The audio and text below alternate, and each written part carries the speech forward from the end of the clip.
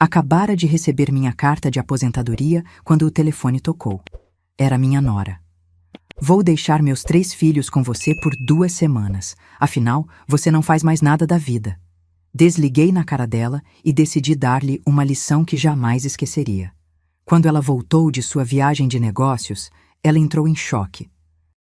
Mas antes de continuar, confira se você já está inscrito no canal e escreva nos comentários. De onde você está assistindo este vídeo? Adoramos saber até onde nossas histórias estão chegando. Meu nome é Teresa e durante 38 anos dediquei minha vida ao ensino fundamental. Sonhava com o dia em que finalmente poderia descansar, viajar e aproveitar tudo o que adiei por tanto tempo.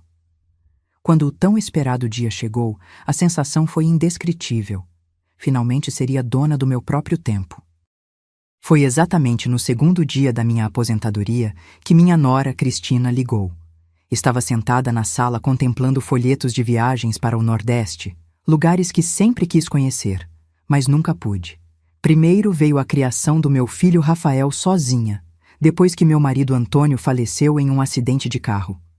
Depois vieram anos sacrificando tudo para dar a ele educação de qualidade. Quando vi o nome de Cristina no telefone, hesitei. Sempre que ligava, era para pedir algo. Atendi mesmo assim. Teresa, ela começou, sem nem me cumprimentar. Nunca me chamava de sogra, muito menos de mãe. Tenho uma oportunidade incrível no Rio de Janeiro. Um congresso de marketing multinível que vai mudar nossas vidas. Marketing multinível. Outra de suas pirâmides onde sempre perdia dinheiro. Dinheiro do meu filho, que trabalhava 12 horas por dia numa metalúrgica para sustentar os caprichos dessa mulher. As crianças não podem faltar 2 semanas na escola, continuou. Então, vou deixá-las com você. Perdão? Minha voz saiu como um sussurro. Ah, não se faça de surda. Vou deixar o Lucas, a Júlia e o Pedro com você. Afinal, você não faz mais nada. Pode cuidar deles enquanto viajo. É perfeito. Não faço mais nada? Senti o sangue ferver nas veias. Esta mulher, que nunca trabalhou honestamente na vida, que vivia às custas do meu filho como uma parasita, estava me dizendo que eu não fazia nada? Cristina, tenho planos, respondi, tentando manter a calma. Planos? Ela riu com aquela risada aguda que eu tanto detestava. Que planos uma velha aposentada pode ter? Tricotar, ver novelas? Por favor, Teresa, não seja ridícula. Deixo eles amanhã às 7 da manhã e não lhes dê besteiras como da última vez. Da última vez. A última vez que vi meus netos foi há 4 meses, no aniversário de Pedro. E só por 1 hora, porque, segundo ela, eles tinham que ir para a casa dos outros avós, os importantes, os que têm dinheiro. Eu não vou cuidar deles, Cristina, disse com firmeza. Como não? Você é a avó deles, é sua obrigação. Além disso, o Rafael concorda. Mentira. Meu filho nem sabia disso, tenho certeza. Ele trabalhava o dia inteiro para sustentar os caprichos desta mulher. Se quiser ver seus netos alguma vez, é melhor cooperar, ela ameaçou. Porque sou eu quem decide se eles terão avó ou não. Foi nesse momento que algo dentro de mim se quebrou. Ou melhor, algo em mim despertou. Se me conhecessem, saberiam que a professora Teresa nunca se calou diante de uma injustiça, e essa mulher acabava de me declarar guerra. Está bem, Cristina, eu disse com a voz mais doce que consegui fingir. Traga-os amanhã. Assim que eu gosto. E não os mime. Você sabe que eles são crianças difíceis, mas é porque você nunca soube educar o Rafael. Se ele tivesse tido uma mãe decente... Desliguei antes que ela terminasse a frase. Fiquei ali sentada, olhando para meu certificado de aposentadoria emoldurado na parede. 38 anos formando gerações, e minha própria nora me tratava como empregada gratuita. Mas se aprendi uma coisa em todos esses anos de magistério, é que as melhores lições não são ensinadas com palavras. Peguei meu celular e disquei um número que não usava há anos. Mariana. Sim, sou eu, Teresa. Preciso da sua ajuda. Você se lembra daqueles gravadores pequenos que usou na separação? Exato. E mais uma coisa, sua irmã ainda trabalha no conselho tutelar? Perfeito. Desliguei e servi-me um chá de camomila. Amanhã começaria a verdadeira educação, mas não seria a das crianças. Cristina estava prestes a aprender a lição mais importante da sua vida. Nunca subestime uma professora aposentada com tempo livre e sede de justiça. Às 7h15 da manhã seguinte, Cristina estacionou na frente da minha casa. As crianças desceram arrastando os pés, cada uma com uma mochila maior que elas próprias. Eles já tomaram café da manhã, mas não dei almoço nem jantei. Isso fica com você, disse Cristina, checando o batom no espelho retrovisor. Lucas tem alergia à poeira. Júlia não come nada verde. Pedro precisa do tablet para dormir. E Rafael sabe que eles estão aqui? Perguntei, observando as crianças que pareciam extremamente infelizes. Rafael está trabalhando, como sempre. Alguém tem que sustentar esta família. Ela me olhou de cima a baixo. Nem todos têm a sorte de se aposentar com pensão do governo. Minha pensão, R$ 3.800 mensais depois de 38 anos de serviço. Cristina gastava mais do que isso em unhas e extensões de cílios. As crianças entraram arrastando os pés. Lucas, de 13 anos, com o celular grudado na cara. Júlia, de 10, com uma expressão de desgosto permanente, e Pedro, de 7, já procurando onde ficava a televisão. Comportem-se com a avó, disse Cristina sem nenhuma convicção. Depois, aproximou-se de mim e sussurrou.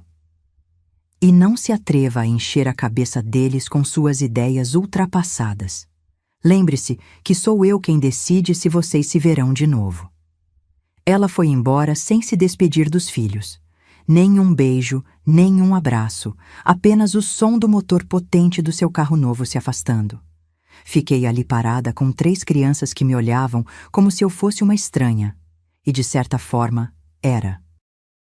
Cristina havia construído um muro entre nós ao longo dos anos, com comentários maldosos sobre mim, limitando visitas, desvalorizando meus presentes. Vovó, onde está o Wi-Fi? Lucas quebrou o silêncio.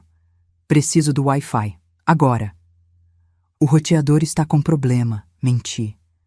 Na verdade, eu o havia desligado de propósito. O quê? Não pode ser. Mãe! Mãe! Ele começou a gritar como se estivesse sendo torturado. Sua mãe já foi, Lucas, e gritar não vai trazer o internet de volta. Você é a pior avó do mundo, por isso ninguém gosta de você. Aí estava o veneno de Cristina saindo pela boca do meu próprio neto. Não me doeu. Eu já estava preparada. Estou com fome, interrompeu Júlia, mas não vou comer nada do que você fizer. Mamãe diz que você cozinha mal e por isso o papai é tão magro. E eu quero ver desenho, acrescentou Pedro. Em casa eu vejo desenho o dia todo. Olhei para os 3.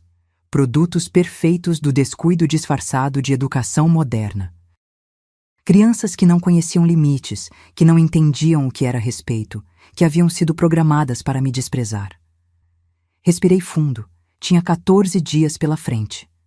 14 dias para mudar o curso dessa história. E eu tinha um plano. Decidi começar meu plano naquela mesma manhã. Depois de observar o comportamento dos meus netos por 1 hora, Lucas gritando pela falta de internet, Júlia reclamando de fome, mas se recusando a comer qualquer coisa que eu oferecesse, e Pedro chutando os móveis porque não havia canais de desenho na minha televisão antiga, reuni os 3 na sala. Tenho algumas regras para a estadia de vocês aqui, anunciei calmamente. Regras? Não seguimos regras, retrucou Lucas com desdém. Mamãe diz que regras são para pessoas sem criatividade. Sorri pacientemente. Na minha casa temos regras. Primeira, todos contribuem. Segunda, privilégios são ganhos, não dados. Terceira, respeito é obrigatório. O que isso significa? Perguntou Júlia, rolando os olhos. Significa que se vocês querem Wi-Fi, televisão ou qualquer outra coisa, terão que ganhar esses privilégios. Isso é ridículo! Gritou Lucas. Vou ligar para a mamãe. À vontade, respondi, entregando-lhe meu telefone fixo. O número dela está na agenda. Ele discou furiosamente. Após algumas tentativas, desligou. Ela não atende. Claro que não, disse calmamente enquanto colocava um gravador discreto sob a mesa de centro. Sua mãe está muito ocupada no congresso de marketing dela. Os três me olharam confusos. Enquanto isso, Lucas, você vai ajudar a lavar a louça do café da manhã.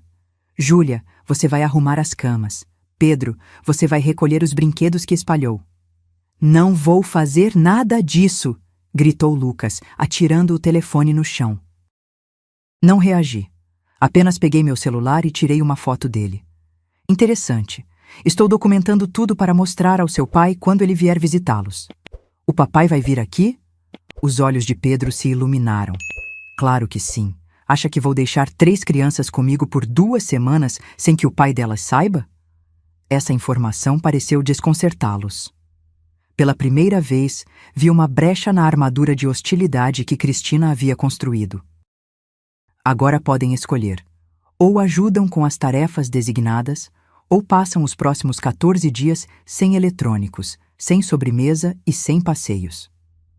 Para minha surpresa, depois de alguns minutos de birra, eles começaram a fazer o que pedi. Mal-humorados e reclamando, mas fizeram. Era um começo. Naquela tarde, enquanto os 3 assistiam um desenho que permiti como recompensa pelo trabalho matinal, liguei para meu filho. Rafael, sou eu, sua mãe. Mãe, tudo bem? Aconteceu alguma coisa? Sim. Estou com seus filhos na minha casa. Um longo silêncio seguiu. Como assim? Cristina os deixou aqui esta manhã. Disse que ia para um congresso no Rio por 2 semanas e que você sabia. Outro silêncio. Eu não sabia de nada disso. Ela me disse que ia visitar a mãe dela e levaria as crianças. Exatamente como eu suspeitava. Bom, eles estão comigo agora, mas acho que você deveria passar aqui para vê-los. Há coisas que precisamos conversar. Estou saindo do trabalho agora mesmo. 1 hora depois, Rafael chegou. Quando as crianças o viram, algo extraordinário aconteceu. Os 3 correram para abraçá-lo, como se fazia semanas que não o viam. Na verdade, provavelmente fazia mesmo. Papai, a vovó não tem internet, queixou-se Lucas imediatamente. E ela quer que a gente faça tarefas, adicionou Júlia. E a TV dela é pequena e velha, completou Pedro. Rafael olhou para mim confuso. Mãe, o que está havendo? Crianças, por que não vão brincar no jardim enquanto converso com seu pai? Relutantemente, eles obedeceram. Assim que estávamos sozinhos, coloquei todas as cartas na mesa. Rafael, há quanto tempo você não passa um dia inteiro com seus filhos? Ele desviou o olhar envergonhado. Trabalho muito, mãe. Você sabe disso. E quando foi a última vez que você verificou o que Cristina anda fazendo com seu dinheiro? Ou para onde ela viaja todo mês? Do que você está falando? Mostrei a ele o Facebook de Cristina que eu havia acessado através do computador.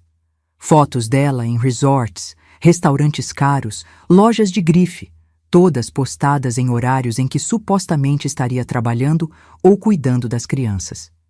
Isso deve ser antigo, ele tentou justificar. Olhe as datas, Rafael, e olhe isso. Mostrei a ele as menções a um tal de Daniel que aparecia com frequência nos comentários, sempre com corações e emojis suspeitos. Meu filho empalideceu. Eu não sabia. Claro que não sabia. Você está tão ocupado trabalhando para sustentar o estilo de vida dela que nem percebe que seus filhos estão sendo criados sem limites, sem valores e, pior, sendo envenenados contra você e contra mim. Envenenados? Ele parecia genuinamente confuso. Cristina tem me afastado sistematicamente das crianças há anos. Sabe quantas vezes vi meus netos no último ano? 6 vezes, Rafael. 6 breves visitas onde eu mal podia abraçá-los, porque, segundo Cristina, eu os mimava demais. E quanto a você? Você é praticamente um estranho para seus próprios filhos. Rafael desabou no sofá, segurando a cabeça entre as mãos. Meu Deus, o que eu fiz? A pergunta não é o que você fez, é o que você vai fazer agora. Coloquei minha mão em seu ombro. Essas crianças precisam do pai delas, do pai real, não do caixa eletrônico que paga as contas e depois desaparece. Naquela noite, Rafael fez algo que não fazia há anos. Jantou com os filhos. Foi uma refeição tensa no início. As crianças não sabiam como agir com o pai presente, mas logo começaram a se abrir. Pedro contou sobre seu novo jogo. Júlia mencionou que queria fazer balé, mas mamãe disse que é muito caro. Lucas admitiu que tirou notas baixas no último boletim. "Por que você não me contou sobre isso?" perguntou Rafael ao filho mais velho. Lucas deu de ombros. "Você nunca está em casa. E mamãe disse que você não se importa com essas coisas, só com trabalho." Vi a dor nos olhos do meu filho. A mentira de Cristina era tão profunda que havia se infiltrado na própria percepção que as crianças tinham do pai. Depois que os netos foram dormir, continuei a conversa com Rafael. "Filho, precisamos documentar tudo isso. O abandono emocional, as mentiras, o desvio de dinheiro. Se Cristina está realmente tendo um caso, como suspeito, você precisa estar preparado." "Preparado para quê?" ele perguntou, ainda atordoado com todas as revelações. "Para lutar pela guarda dos seus filhos." No dia seguinte, Mariana apareceu com os equipamentos que havia prometido. 3 gravadores discretos e uma pequena câmera que parecia um detector de fumaça. Instalamos tudo estrategicamente pela casa. "Sua nora parece um pesadelo", comentou Mariana enquanto testávamos os equipamentos. "Você não faz ideia." Contei a ela sobre como Cristina havia me afastado das crianças, como manipulava meu filho, como usava o dinheiro dele para sustentar um estilo de vida de luxo, enquanto ele mal tinha tempo para ver os próprios filhos. "E o pior", continuei, "é o que ela está fazendo com essas crianças. Está criando pequenos monstros sem empatia, sem responsabilidade, que acham que o mundo lhes deve tudo." "Bem, com 2 semanas você não vai conseguir reverter anos de danos", alertou Mariana. "Mas pode plantar sementes." E foi exatamente isso que comecei a fazer. Estabeleci uma rotina clara: café da manhã às 8 horas. Depois, cada um tinha suas tarefas: almoço ao meio-dia. À tarde, permitia algumas horas de eletrônicos, mas só depois que terminassem o dever de casa e ajudassem com alguma coisa na casa. Jantar às 19 horas, sempre com Rafael presente.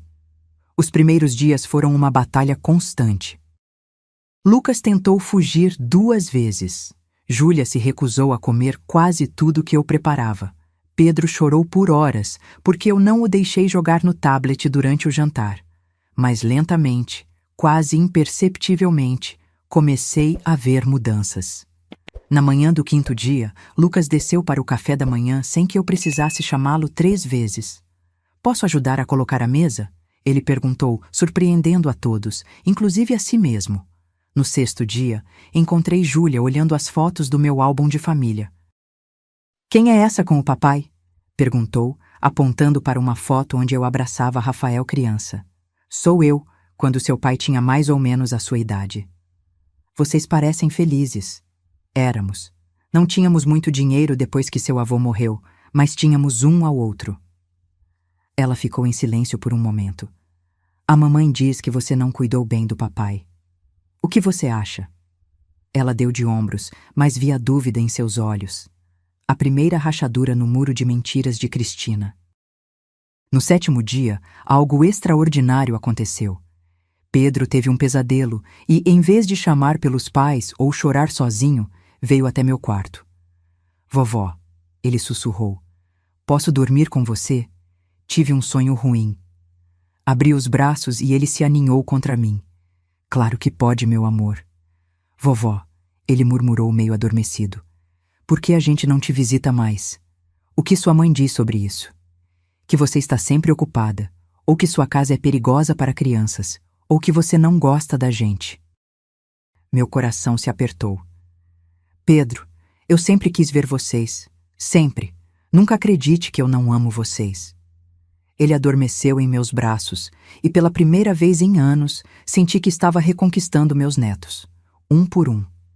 Enquanto isso, Rafael continuava sua investigação. Com a ajuda de um advogado amigo de Mariana, descobriu que Cristina havia sacado 3 cartões de crédito em nome dele, gerando uma dívida de quase R$ 30.000. Também encontrou e-mails entre ela e o tal Daniel, planejando uma viagem para a Europa, não para o Rio de Janeiro. A cada nova descoberta, via meu filho passando por estágios de negação, raiva e, finalmente, aceitação.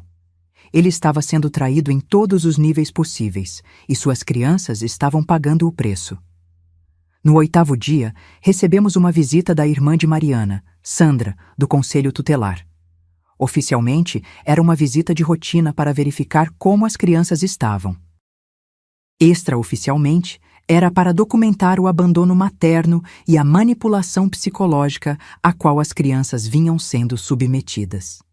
Crianças, perguntou Sandra gentilmente durante a entrevista, vocês sentem falta da mãe de vocês? Lucas deu de ombros, fingindo indiferença. Júlia olhou para as próprias mãos. Foi Pedro quem respondeu com a honestidade brutal das crianças. Mamãe nunca está em casa mesmo. Ela sempre está viajando, ou com as amigas, ou falando no telefone com o tio Daniel. Tio Daniel? Sandra levantou as sobrancelhas, olhando para mim. Amigo da mamãe, explicou Pedro inocentemente. Ele às vezes dorme lá em casa quando o papai está viajando a trabalho. Lucas deu um chute no irmão por baixo da mesa, mas era tarde demais. O segredo havia sido revelado e tínhamos tudo gravado. Naquela noite, depois que as crianças dormiram, Rafael, eu, Mariana, Sandra e o advogado, Dr. Mendes, nos reunimos na sala. O que temos aqui é um caso claro de alienação parental combinado com negligência emocional, explicou Sandra. Essas crianças foram condicionadas a rejeitar o pai e a avó, enquanto a mãe as abandona regularmente para manter um relacionamento extraconjugal. Com as evidências que reunimos até agora, você tem um caso forte para solicitar a guarda completa, acrescentou o Dr. Mendes. Os cartões de crédito fraudulentos, os e-mails, o depoimento das crianças, tudo isso pesa muito. Rafael parecia devastado e determinado ao mesmo tempo. O que fazemos agora? Continuamos documentando, respondi. E preparamos as crianças para a tempestade que virá quando Cristina retornar. Porque eu sabia que quando ela voltasse e percebesse que havia perdido o controle da situação, Cristina mostraria seu verdadeiro rosto. E precisávamos estar prontos. O 10º dia começou com uma revelação inesperada. Enquanto preparava o café da manhã, ouvi um choro abafado vindo do quarto de Júlia. Encontrei minha neta sentada na cama, abraçada numa pequena caixa de madeira. O que foi, meu bem? Perguntei, sentando-me ao seu lado. Ela tentou esconder a caixa, mas eu já havia visto. Nada, murmurou, secando rapidamente as lágrimas. Júlia, você pode confiar em mim. Após alguns momentos de hesitação, ela abriu a caixa.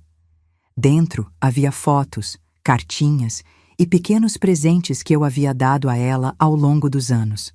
Coisas que Cristina havia me dito que foram perdidas ou jogadas fora. Mamãe dizia para jogar suas coisas no lixo, ela confessou em voz baixa. Mas eu guardava escondido. Meu coração se encheu de emoção. Você guardou tudo isso? Júlia assentiu. Sempre quis te visitar mais, vovó. Mas mamãe dizia que você não gostava da gente, que você era amarga e antiquada. E o que você acha agora? Ela me olhou com aqueles olhos que lembravam tanto os do meu filho. Acho que a mamãe mentiu, sobre muitas coisas. Abracei minha neta enquanto ela chorava, liberando anos de confusão e conflito interno. Esse momento representou uma virada crucial. Se Júlia, a mais desconfiada das 3 crianças depois de Lucas, estava começando a ver a verdade, havia esperança real de reparo. Mais tarde naquele dia, enquanto Júlia me ajudava a fazer biscoitos, uma atividade que ela inicialmente descartou como coisa de velha, ela fez uma pergunta que me pegou de surpresa. Vovó, por que a mamãe odeia você tanto? Pensei cuidadosamente antes de responder. Sua mãe não me odeia, Júlia. Ela me teme. Te teme? Por quê? Porque eu represento tudo o que ela evita ser. Alguém que trabalhou a vida inteira, construiu algo com as próprias mãos, criou um filho com valores. Ela quer tudo rápido, fácil, sem esforço. E quando alguém como eu existe, lembra a ela que escolheu o caminho errado. A mamãe é uma pessoa ruim? A preocupação em sua voz era palpável. Sua mãe fez escolhas ruins e agora está tão afundada em suas mentiras que não sabe como sair. Isso não justifica o dano que ela causou, mas talvez ajude a entender. Júlia ficou em silêncio, absorvendo minhas palavras enquanto modelava a massa dos biscoitos. Enquanto isso, Lucas passava por sua própria transformação, ainda que mais resistente.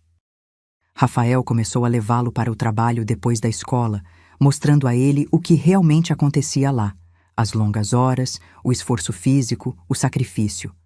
Foi um choque para o adolescente perceber que o dinheiro que financiava seus jogos e roupas caras vinha do suor diário do pai.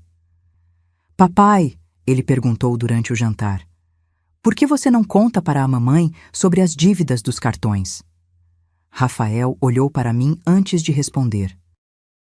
"Porque toda vez que tento falar sobre dinheiro com sua mãe, ela muda de assunto ou diz que estou sendo controlador."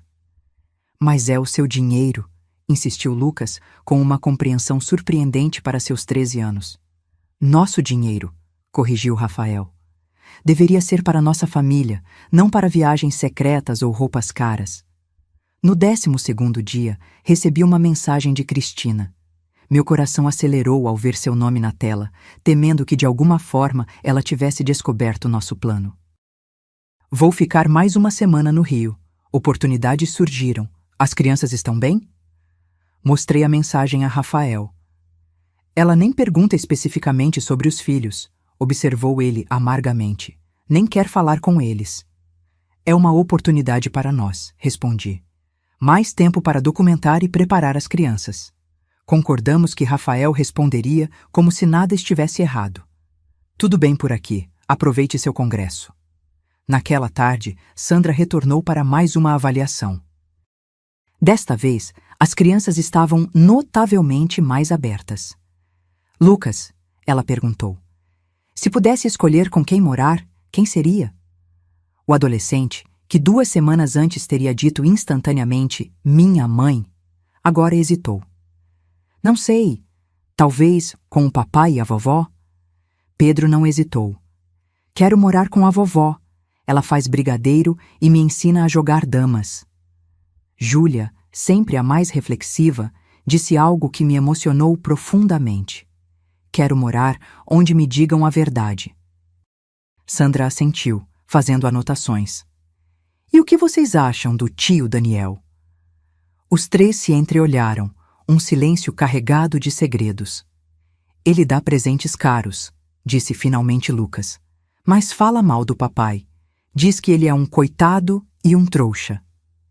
"E a mamãe ri quando ele fala assim", acrescentou Pedro com tristeza. Júlia completou. "Eles pensam que não escutamos quando fecham a porta do quarto, mas escutamos sim." Sandra continuou documentando cada revelação, construindo um caso que se tornava mais forte a cada dia. Enquanto isso, Dr. Mendes trabalhava nos aspectos legais. "Descobrimos mais", ele informou durante uma reunião noturna. "Cristina não está no Rio.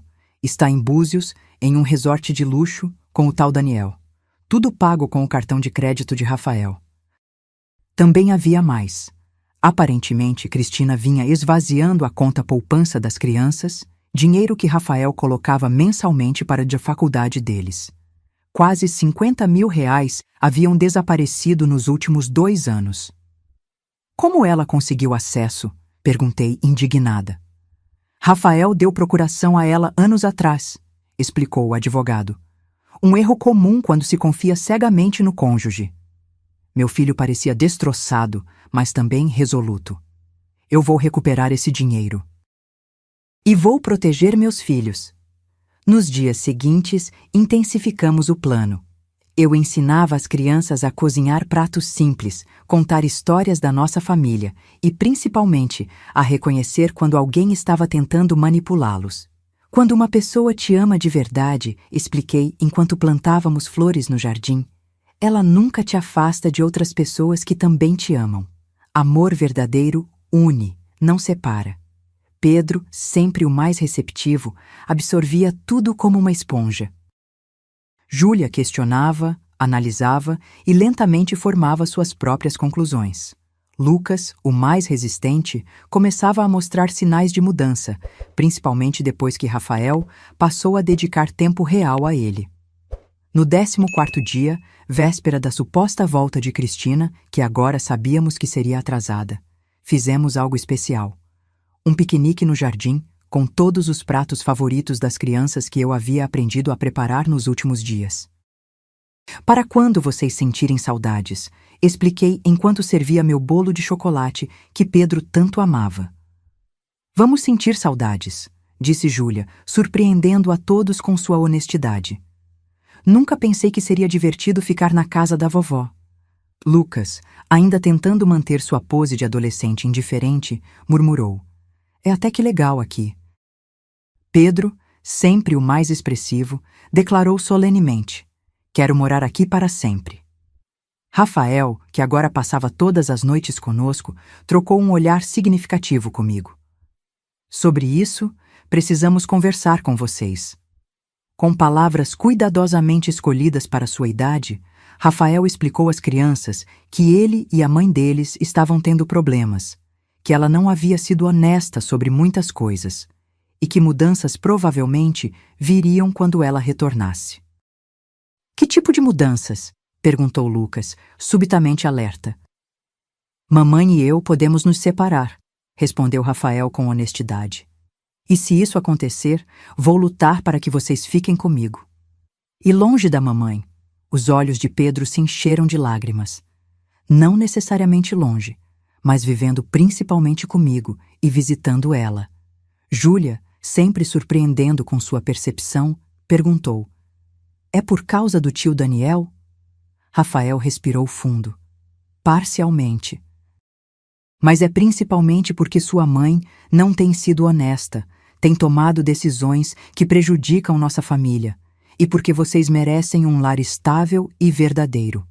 Foi uma conversa difícil, cheia de lágrimas e perguntas, mas necessária. As crianças precisavam estar preparadas para o que viria. Naquela noite, enquanto ajudava Pedro a escovar os dentes, ele me fez uma pergunta que partiu meu coração. Vovó, a mamãe gosta de mim? Sentei-me no banquinho do banheiro, colocando-o no meu colo. Por que você pergunta isso, meu amor? Porque uma vez eu ouvi ela dizer para o tio Daniel que eu fui um acidente. Respirei fundo, lutando contra a raiva que sentia de Cristina. Pedro, olhe para mim. Você não é um acidente. Você é um presente. E se sua mãe não consegue ver isso, o problema é dela, não seu. Então por que ela me teve? Essa era uma pergunta difícil demais para uma criança de 7 anos, mas Pedro merecia algum tipo de resposta. Às vezes, pessoas têm filhos pelas razões erradas, mas isso não diminui o quão especial você é. Você é amado pelo seu pai, por mim, pelos seus irmãos, e isso é o que importa. Ele me abraçou forte, e naquele momento prometi a mim mesma que faria tudo ao meu alcance para proteger essas crianças da toxicidade de sua própria mãe. Na manhã seguinte, recebemos uma ligação que mudou tudo. Era Cristina, claramente irritada. O que está acontecendo aí? Rafael não está atendendo minhas ligações e agora está dormindo na sua casa? Rafael pegou o telefone. Estou aqui, Cristina. Precisamos conversar quando você voltar. Sobre o quê? Sua voz estava defensiva. Sobre muitas coisas. Os cartões de crédito que você tirou em meu nome, para começar. Ou sobre o dinheiro da poupança das crianças que desapareceu. Um silêncio tenso seguiu-se, seguido por uma explosão de raiva. Quem você pensa que é para me investigar? Aposto que foi aquela sua mãe intrometida que colocou essas ideias na sua cabeça. Volte para casa, Cristina. Temos muito a discutir. Não me diga o que fazer, ela gritou. E aqueles pirralhos estão ouvindo? Porque se estiverem, podem ir se preparando. Quando eu voltar, vou levar os 3 comigo para a casa da minha mãe e você nunca mais vai vê-los. Rafael manteve a calma, algo que jamais conseguiria fazer 2 semanas atrás. Acho que você está esquecendo quem paga as contas da casa. Volte amanhã como combinado. Estarei esperando com um advogado. Advogado? Ela parecia em pânico agora. Você não pode fazer isso comigo. Posso e vou. Até amanhã, Cristina. Ele desligou, deixando-a no meio de outra explosão de raiva. As crianças, que haviam ouvido tudo da escada, pareciam em choque. A mamãe vai nos levar embora? Perguntou Pedro, agarrando minha mão com força. Não, Rafael foi firme. Prometo a vocês que não. Passei o resto do dia preparando as crianças para o confronto que viria. Expliquei que sua mãe provavelmente estaria muito brava, que poderia dizer coisas para assustá-los ou fazê-los se sentir culpados, mas que eles precisavam lembrar da verdade que haviam descoberto nos últimos 15 dias. Vocês são amados, repeti para cada um. Vocês são fortes e juntos vamos superar isso. Na manhã do 16º dia, enquanto tomávamos café da manhã, ouvimos um carro frear bruscamente na frente da casa. Cristina havia voltado e, pelo som da porta batendo, não estava de bom humor. Rafael se levantou. Crianças, vão para o quarto da vovó. Nós chamamos quando for seguro. Para minha surpresa, eles obedeceram sem questionar, até Lucas. Uma mudança impensável 2 semanas atrás. Cristina entrou sem bater, como sempre. Vinha bronzeada, com roupas novas e uma expressão furiosa. Que história é essa de advogado? Ela disparou assim que viu Rafael. Então seus olhos pousaram em mim. E você? Sabia que tinha dedo seu nisso tudo? Sente-se, Cristina, disse Rafael com uma calma que eu nunca havia visto nele. Temos muito a discutir. Não me diga o que fazer na casa da sua mãe, ela gritou. Cadê meus filhos? Lucas, Júlia, Pedro? Eles não vão descer enquanto você estiver gritando, informei calmamente. Este é um ambiente seguro para eles e queremos mantê-lo assim. Ambiente seguro? Ela riu amargamente. Olha quem fala, a mulher que abandonou o filho na escola para dar aulas particulares. Sempre priorizou os filhos dos outros em vez do seu. Não funcionará dessa vez, Cristina, interrompeu Rafael. Chega de manipulação, sei de tudo. Sobre Daniel, sobre os cartões de crédito, sobre o dinheiro da poupança das crianças, sobre suas viagens de trabalho. O rosto dela empalideceu, mas rapidamente se recompôs. Não sei do que você está falando. Está delirando. Tenho provas de tudo, Rafael continuou, colocando uma pasta sobre a mesa. Extratos bancários, e-mails, fotos, até o depoimento das crianças sobre o tio Daniel, que dorme no nosso quarto quando estou viajando. Cristina congelou por um momento, depois tentou mudar de tática. Rafael, querido, você está confuso. Deixe-me explicar. Não há nada para explicar. Quero o divórcio e a guarda das crianças. Guarda? Ela soltou uma risada histérica. Você mal vê seus filhos, trabalha o dia todo, como vai cuidar deles? Com a ajuda da minha mãe, para começar. E já conversei com meu chefe. Vou reduzir minhas horas. As crianças são minha prioridade agora. Você não pode tirar meus filhos de mim, ela gritou, a máscara de calma completamente desfeita.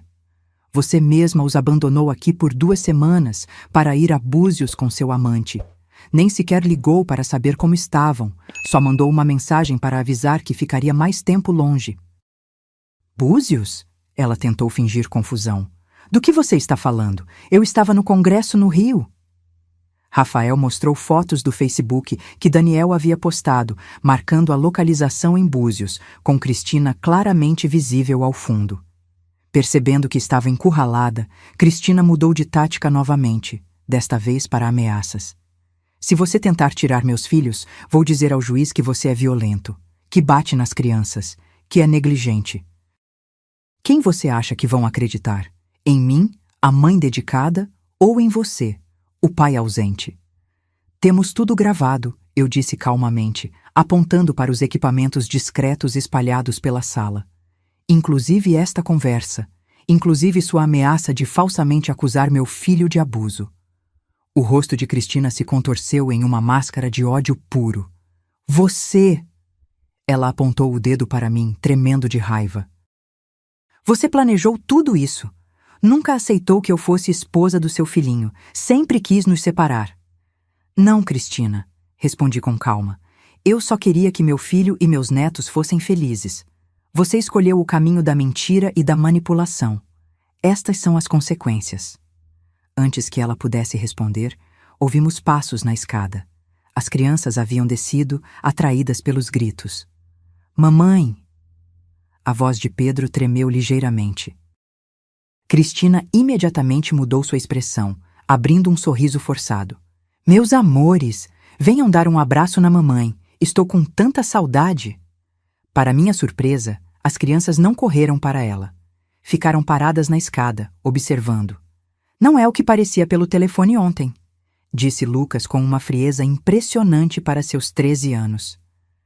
Você nos chamou de pirralhos. O quê? Não, querido, você deve ter entendido errado. Nós ouvimos, afirmou Júlia.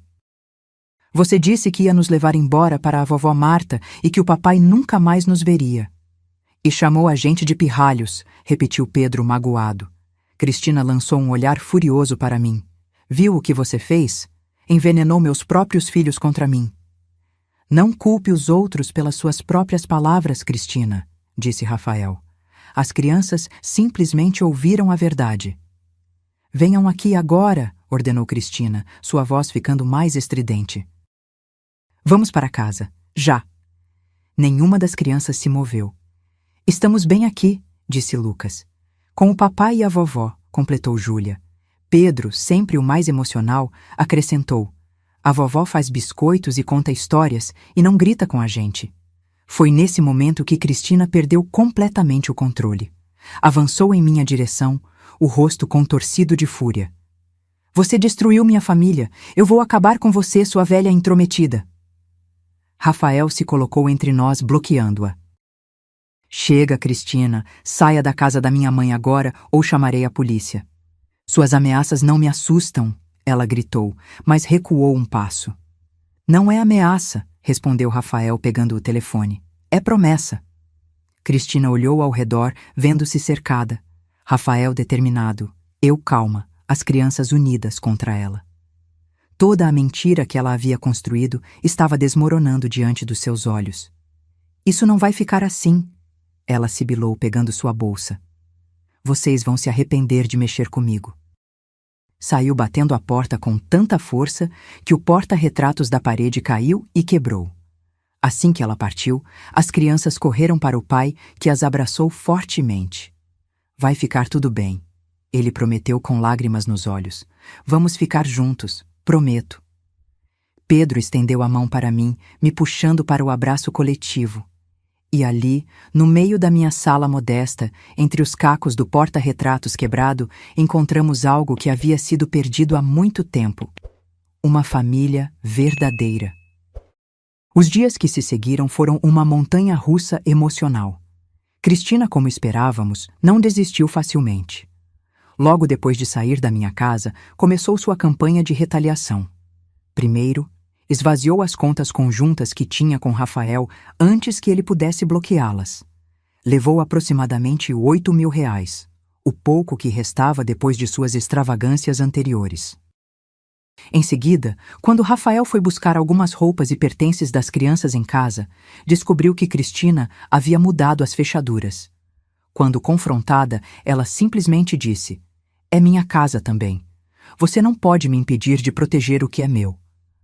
Rafael, seguindo o conselho do Dr. Mendes, não reagiu às provocações. Em vez disso, documentou tudo e seguiu estritamente o protocolo legal. Entrou com o pedido de divórcio, solicitação de guarda provisória das crianças e uma medida cautelar para congelar os bens do casal. As crianças, enquanto isso, permaneceram comigo. Apesar da confusão e tristeza naturais, estavam se adaptando surpreendentemente bem. Estabelecemos uma rotina que proporcionava estabilidade. Escola durante o dia, tarefas e brincadeiras à tarde, jantar em família à noite.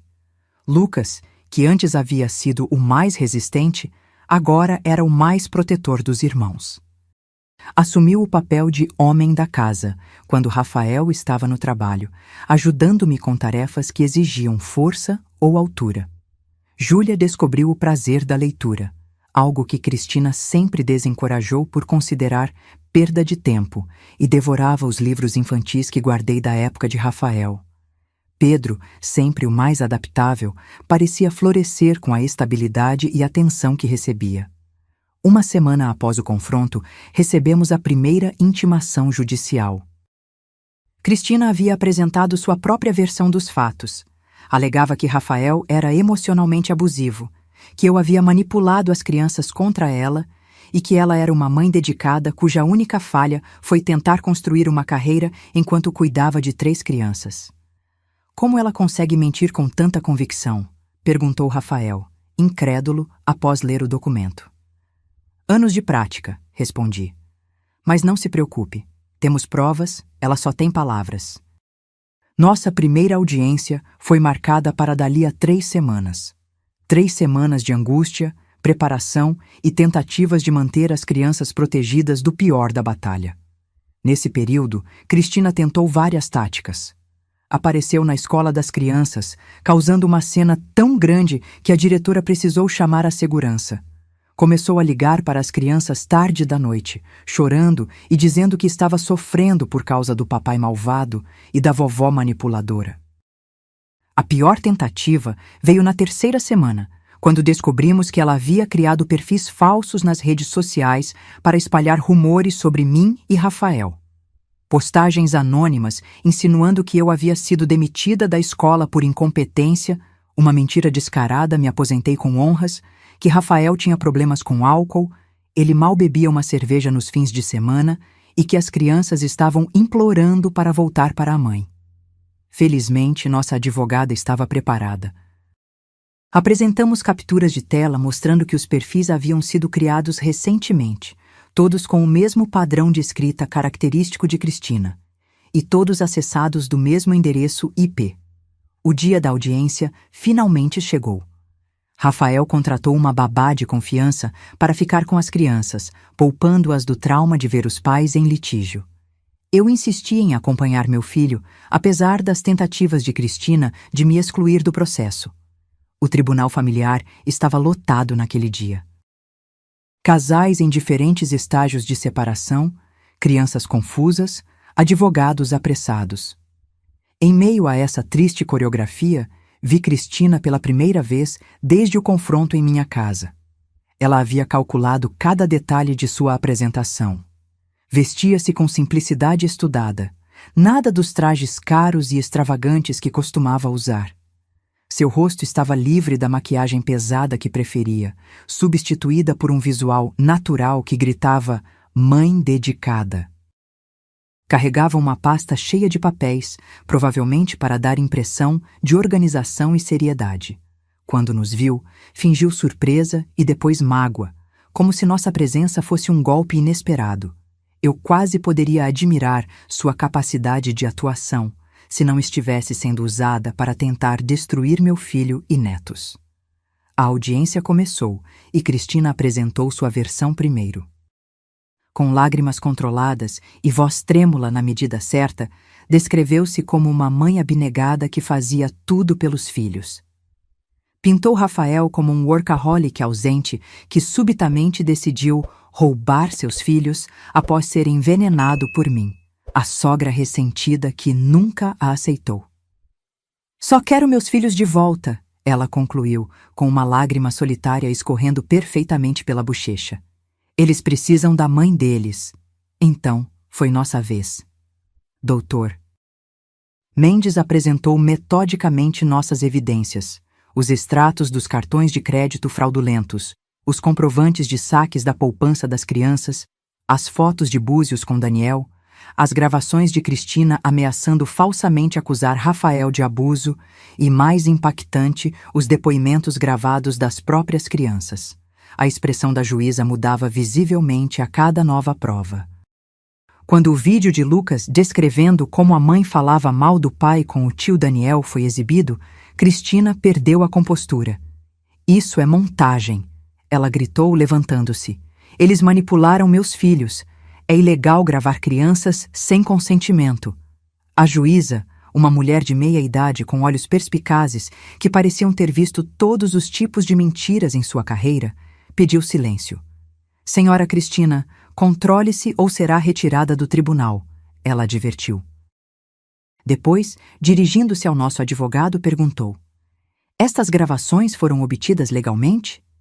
Sim, meritíssima. Foram feitas na residência da senhora Teresa com conhecimento e consentimento do pai das crianças, que detém autoridade parental igual. A juíza assentiu e a audiência continuou. O golpe final veio quando apresentamos o áudio de Cristina, discutindo com Daniel sobre seus planos de esvaziar as contas e desaparecer com as crianças. Depois que conseguirmos o que precisamos, pegamos os pirralhos e sumimos. Ele nunca vai nos encontrar, dizia sua voz claramente no gravador. Aquele idiota trabalha tanto que nem vai ter tempo para procurar direito. O silêncio que se seguiu foi ensurdecedor. Cristina parecia ter encolhido em sua cadeira, sua fachada de mãe dedicada completamente desmoronada. Após ouvir os argumentos finais, a juíza não precisou de muito tempo para decidir. Concedeu a guarda provisória a Rafael, com direito de visitas supervisionadas para Cristina, e emitiu uma ordem restritiva impedindo-a de ir à minha casa ou à escola das crianças sem agendamento prévio. Este tribunal leva muito a sério tentativas de alienação parental e fraude financeira, declarou a juíza. Uma investigação mais aprofundada será conduzida antes da decisão final sobre a guarda. Saímos do tribunal exaustos, mas aliviados. Rafael chorou pela primeira vez desde que tudo começou. Obrigado, mãe, ele sussurrou enquanto me abraçava. Eu não teria conseguido sem você. Você é mais forte do que pensa, respondi. Sempre foi. Quando chegamos em casa, as crianças nos esperavam ansiosas. Explicamos da forma mais gentil possível o resultado da audiência. Então vamos morar com o papai? Perguntou Pedro, tentando entender. Sim, por enquanto vocês vão morar oficialmente com o papai, aqui na casa da vovó, até encontrarmos um lugar novo. E a mamãe? Perguntou Júlia, sua expressão difícil de ler. Vocês vão poder ver a mãe de vocês, explicou Rafael. Mas nas primeiras vezes vai ser com alguém do juizado presente, para garantir que tudo corra bem. Eu não quero ver ela, declarou Lucas, cruzando os braços.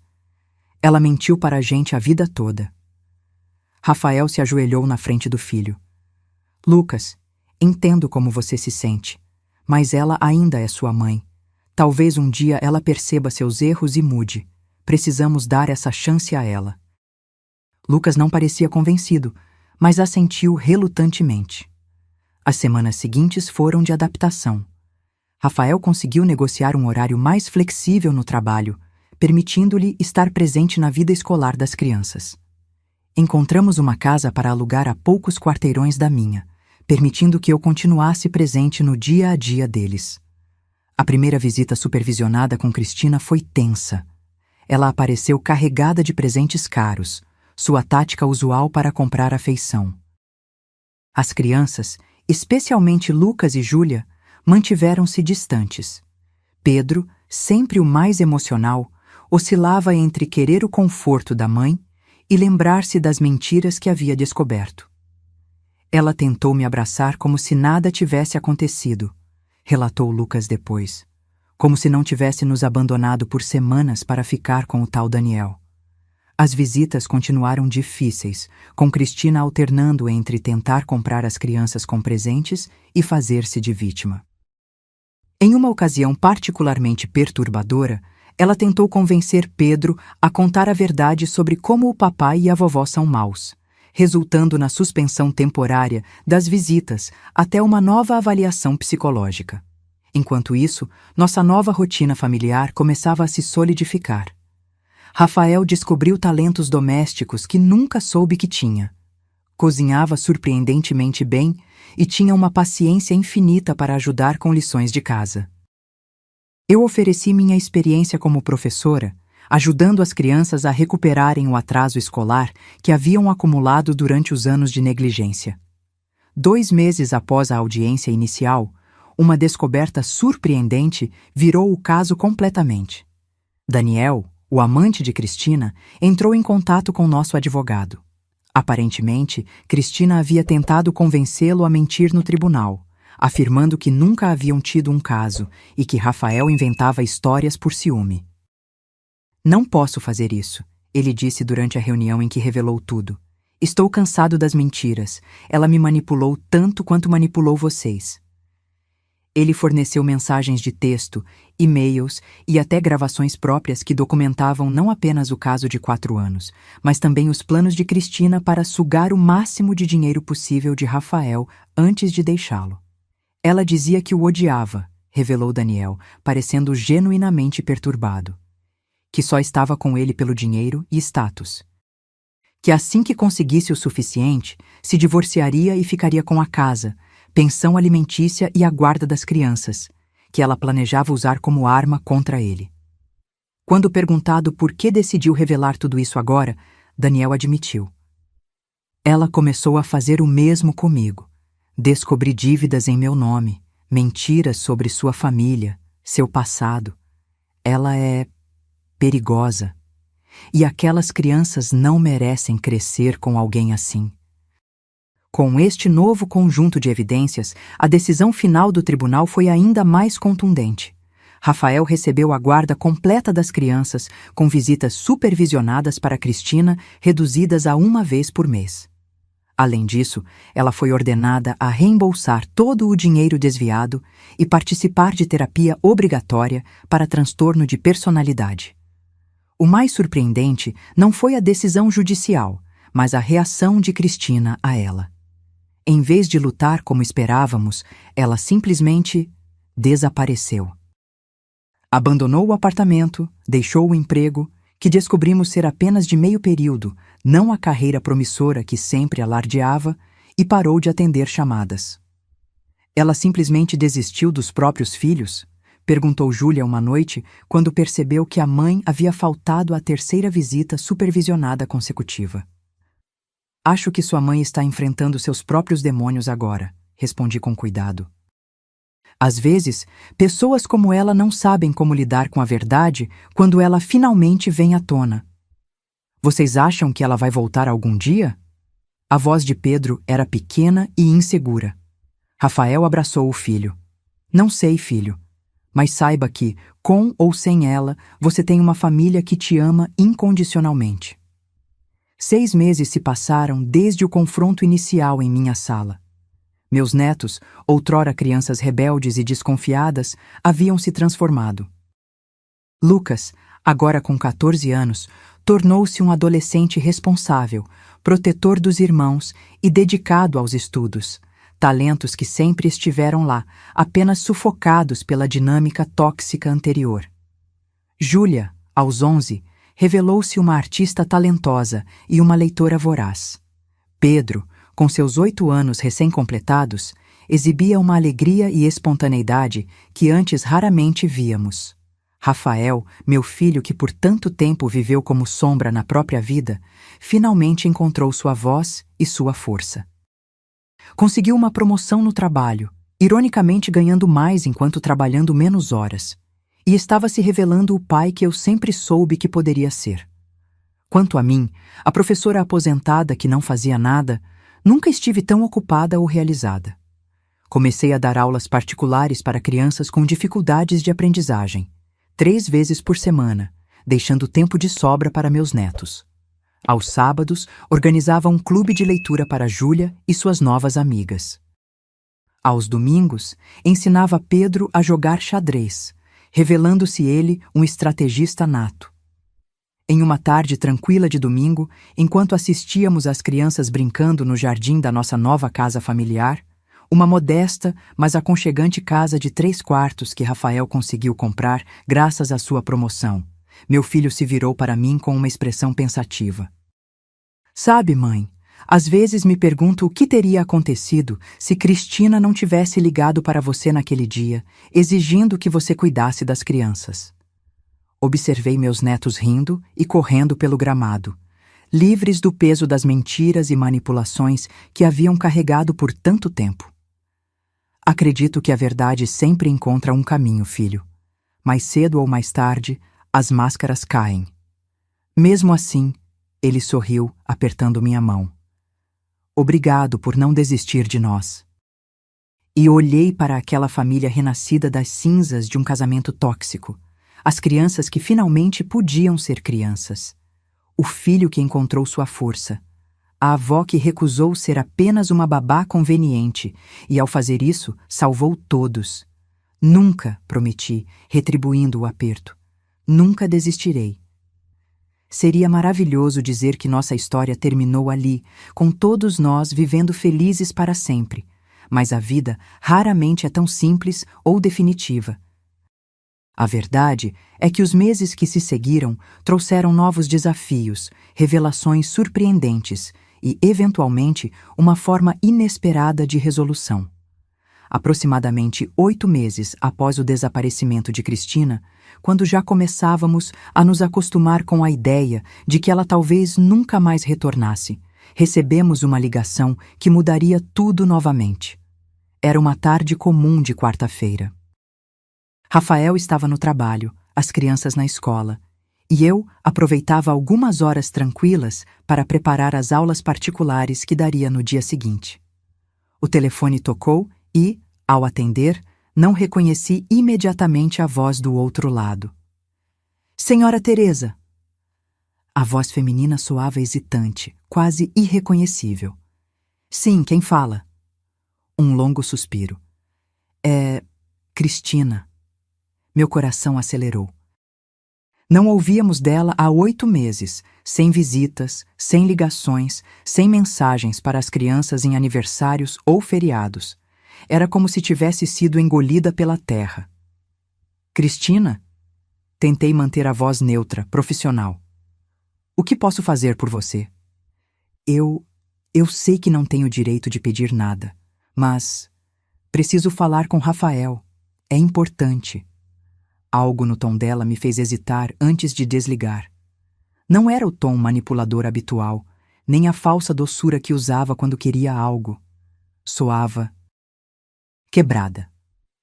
Rafael está trabalhando agora. Posso dizer que ligue mais tarde. Por favor. Sua voz tremeu ligeiramente. É realmente importante. Estou no Hospital São Lucas, quarto 342. Hospital? Isso não fazia parte do repertório usual de manipulações dela. Você está doente? Outro longo silêncio. Sim. Não é contagioso nem nada que possa afetar as crianças. Mas não sei quanto tempo me resta e preciso falar com ele. Com todos vocês, na verdade. Depois de prometer que passaria o recado, desliguei pensativa. Meu instinto de proteção gritava que poderia ser mais uma armadilha, um esquema elaborado para reconquistar a simpatia das crianças ou manipular Rafael. Mas algo na voz dela. Quando Rafael voltou do trabalho, relatei a ligação com toda a honestidade. Hospital? Ele pareceu genuinamente surpreso. Você acha que é verdade? Não sei, mas é fácil verificar. O Hospital São Lucas é aqui perto. Rafael ficou em silêncio, claramente dividido. Nos últimos 8 meses, ele finalmente havia começado a se curar, a reconstruir sua confiança, a ser o pai que sempre quis ser. E se for só mais um truque? E se não for? Respondi suavemente. Rafael, você não precisa permitir que ela volte à vida de vocês, mas se algo realmente estiver errado, você vai se arrepender de não ter pelo menos verificado. Naquela noite, depois de colocar as crianças na cama, Rafael foi ao hospital. Voltou 2 horas depois com o rosto pálido e os olhos vermelhos. É verdade, ele disse assim que entrou, desabando no sofá. Ela está com câncer de pâncreas em estágio avançado, terminal. Sentei-me ao lado dele, absorvendo a notícia. Quanto tempo? Semanas, talvez poucos meses. Ela descobriu há 6 meses, mas não quis dizer nada. Estava envergonhada. Disse que não merecia nossa simpatia depois de tudo o que fez. Isso não soava como a Cristina que conhecíamos, a mulher que nunca admitia erro, que sempre encontrava alguém para culpar. ela parece diferente. Muito diferente. Rafael passou as mãos pelo rosto. Quase irreconhecível fisicamente também. Emagreceu tanto, perdeu o cabelo pela quimioterapia. Mas é mais do que isso. É como se a máscara tivesse caído. Ou talvez a doença tenha trazido alguma clareza, não sei. O que ela quer? Pedir perdão, aparentemente. A mim, a você, às crianças. Diz que não espera que aceitemos, mas precisa tentar antes do fim. Você acredita nela? Rafael suspirou profundamente. Sim, é a primeira vez que sinto que estou falando com a pessoa real, não com uma fachada. Talvez seja preciso encarar a própria mortalidade para finalmente ser honesto. Ficamos acordados até tarde discutindo como proceder. As crianças tinham o direito de saber que sua mãe estava morrendo, mas também precisávamos protegê-las de mais trauma. Rafael decidiu que falaria com cada uma individualmente, testando suas reações antes de sugerir uma visita. Lucas, como esperado, foi o mais resistente. Por que deveríamos nos importar? Ela não se importou conosco. Júlia ficou silenciosa, processando a informação com a maturidade, além de seus anos que sempre demonstrava. Ela realmente vai morrer? Pedro, apenas 8 anos, foi o que mais nos preocupou. A mamãe está doente como o vovô estava antes de ir para o céu? Sua compreensão inocente da situação partiu meu coração. No final, decidimos que a escolha seria deles. Lucas inicialmente recusou-se a visitar, mas após uma semana de reflexão, mudou de ideia.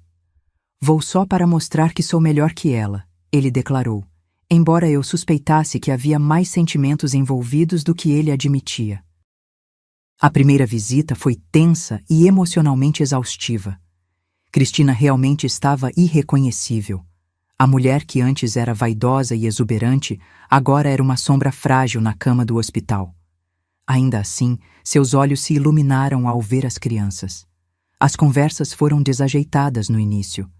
O que se diz a alguém que magoou você tão profundamente, mas agora está morrendo?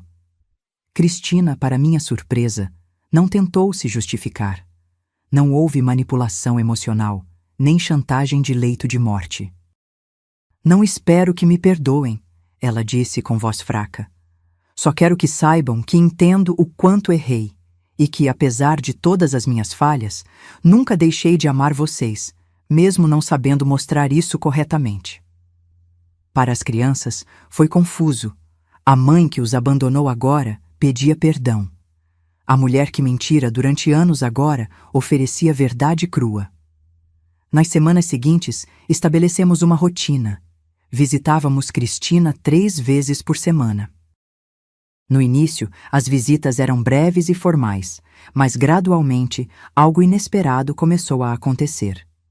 Vínculos que pensávamos estarem permanentemente rompidos começaram hesitantemente a se reconectar.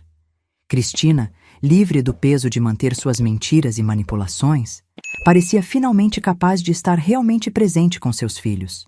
Ouvia com interesse genuíno sobre a escola de Lucas, os desenhos de Júlia, as histórias fantasiosas de Pedro. Não havia mais tentativas de comprar afeição com presentes ou promessas vazias, apenas o tempo precioso que lhe restava. Uma tarde, enquanto as crianças haviam saído para comprar lanches na cafeteria do hospital, Cristina me pediu para ficar. Teresa, ela começou, sua voz agora constantemente rouca pela doença. Sei que provavelmente sou a última pessoa de quem você quer ouvir qualquer coisa. Estamos além disso agora, não acha? Respondi, ajustando o travesseiro dela para maior conforto. Um gesto automático de cuidado que me surpreendeu. Talvez você esteja. Eu ainda estou aprendendo a deixar o orgulho de lado. Ela fez uma pausa, visivelmente reunindo coragem. Preciso te dizer algo que deveria ter dito há anos. Obrigada por nunca desistir deles, por ver através de mim quando ninguém mais via. Sentei-me, surpresa com a sinceridade em sua voz. Eles sempre mereceram algo melhor do que eu, continuou. Sempre soube disso, no fundo, talvez por isso eu tentasse tanto te afastar. Você era o espelho que mostrava tudo o que eu não era: paciente, altruísta, forte de verdade. Cristina. Não, por favor, deixe-me terminar enquanto ainda tenho forças. Ela respirou com dificuldade. Passei anos construindo uma fortaleza de mentiras porque estava vazia por dentro. Sem propósito, sem valores, apenas existindo e consumindo. Usando pessoas. Quando olho para trás agora, mal reconheço aquela mulher. A doença mudou sua perspectiva, observei suavemente. A doença apenas acelerou o inevitável. Acho que comecei a mudar naquele dia, na sua sala, quando vi que havia perdido tudo. Quando percebi que minhas próprias crianças preferiam ficar com você a voltar comigo. Ela estendeu uma mão trêmula que, após um momento de hesitação, peguei. Você salvou meus filhos de mim, Teresa. E agora está aqui, mostrando gentileza a alguém que só lhe causou dor. Isso é força de verdade. Aquela conversa mudou algo entre nós. Não apagou o passado, nem erradicou completamente minha desconfiança, mas abriu um pequeno espaço para algo que eu nunca imaginei ser possível: compreensão. Nas semanas seguintes, enquanto o estado de Cristina piorava, todos nós testemunhamos sua luta não apenas contra a doença, mas contra seus próprios demônios. Em seus momentos mais lúcidos, ela pediu para gravar mensagens para cada filho, para aniversários futuros, formaturas, casamentos, marcos que ela não viveria para ver. Não como substituto, ela explicou quando perguntei sobre isso. Apenas como um lembrete de que, no final, consegui pelo menos uma coisa certa: amá-los como eles merecem. Rafael, que inicialmente mantinha distância emocional durante as visitas, gradualmente permitiu-se baixar a guarda. Uma noite, após visitá-la sozinho, ele retornou com os olhos vermelhos. Nós conversamos, ele explicou. Sobre tudo, sem filtros, sem jogos.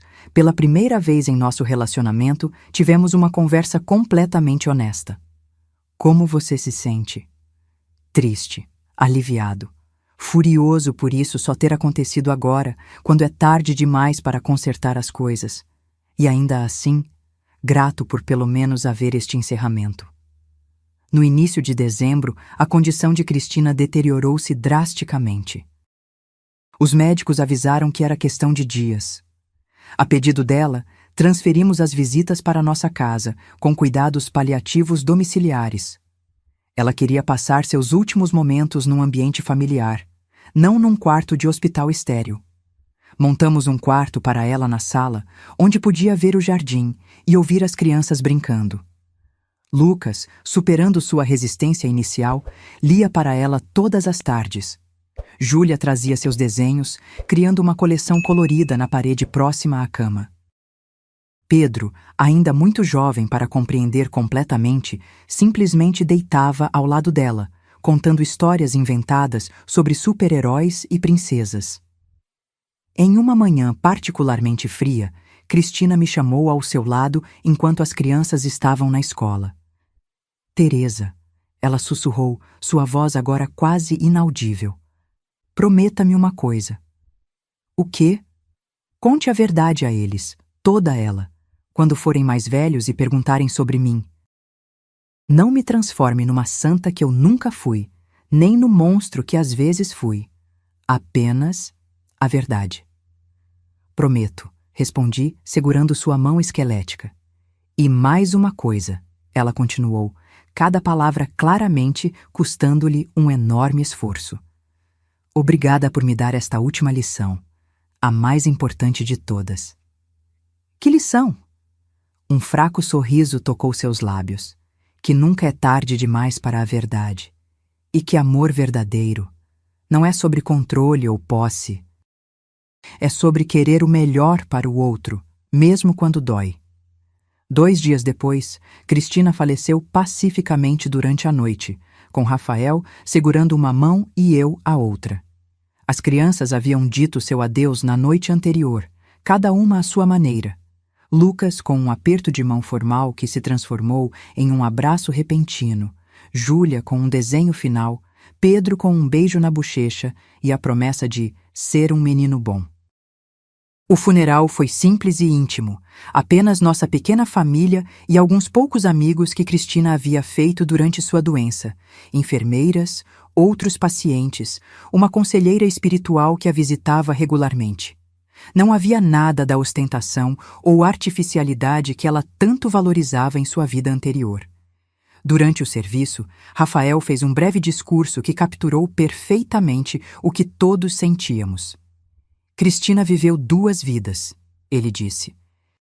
A primeira cheia de mentiras, manipulação e vazio interior.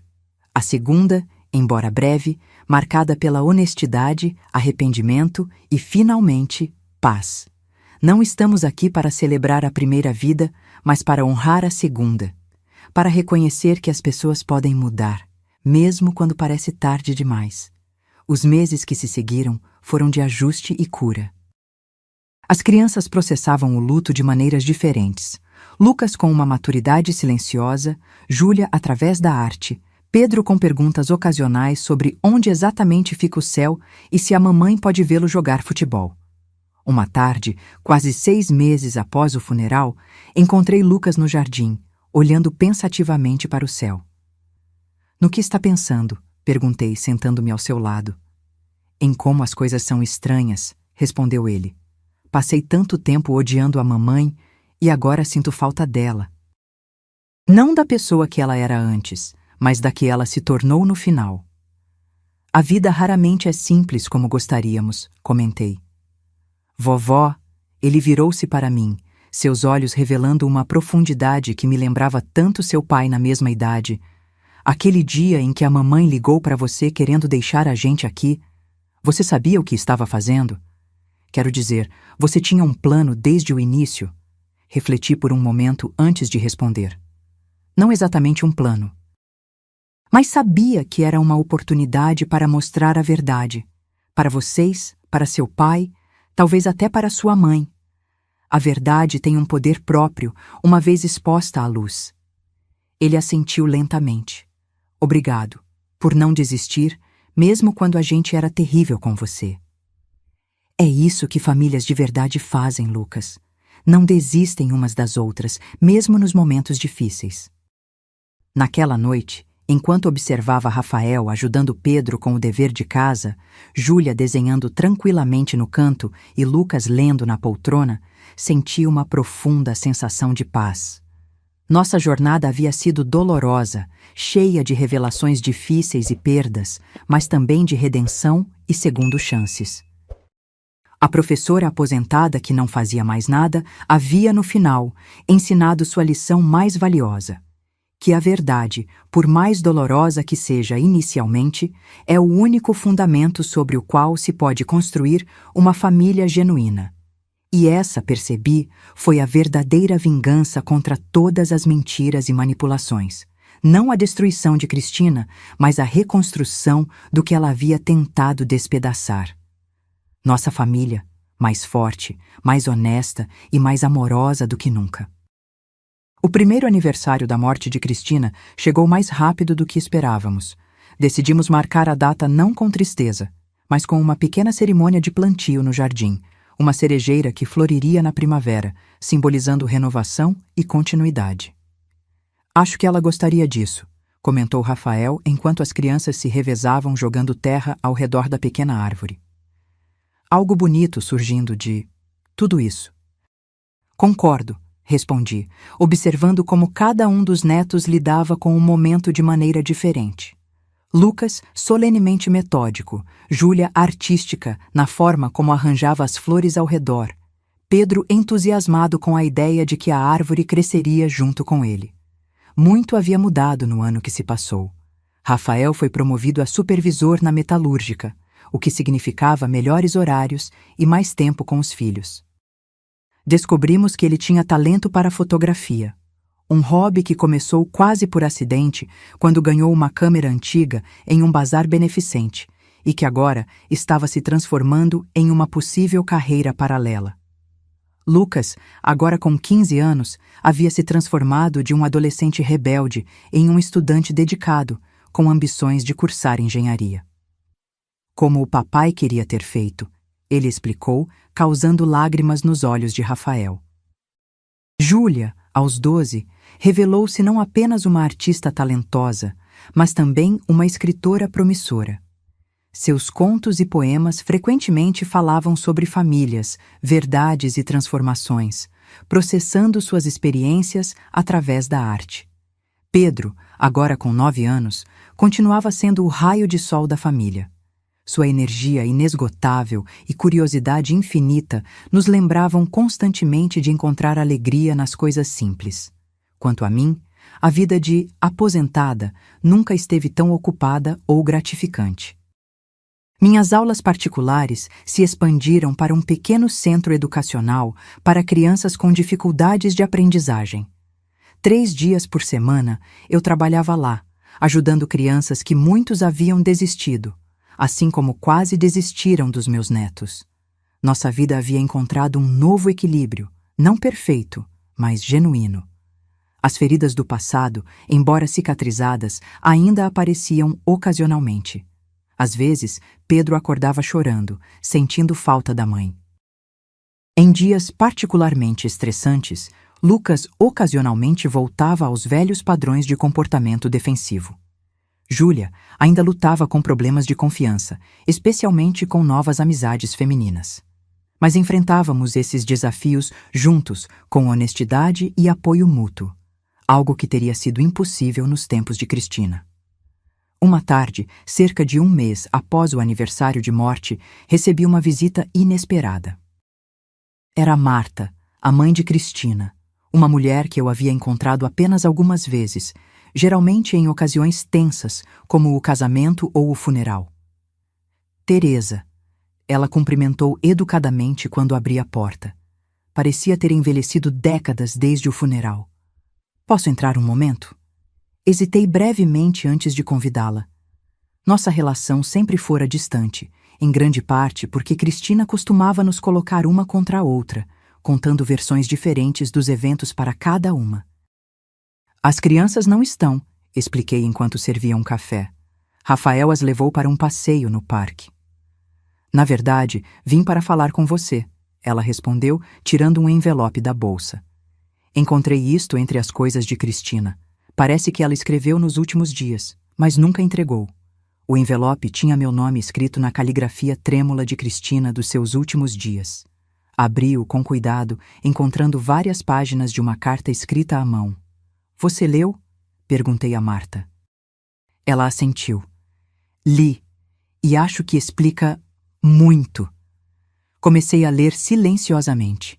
Querida Teresa, se você está lendo isto, significa que finalmente encontrei coragem para lhe entregar esta carta, ou mais provavelmente que parti e alguém a encontrou entre minhas coisas.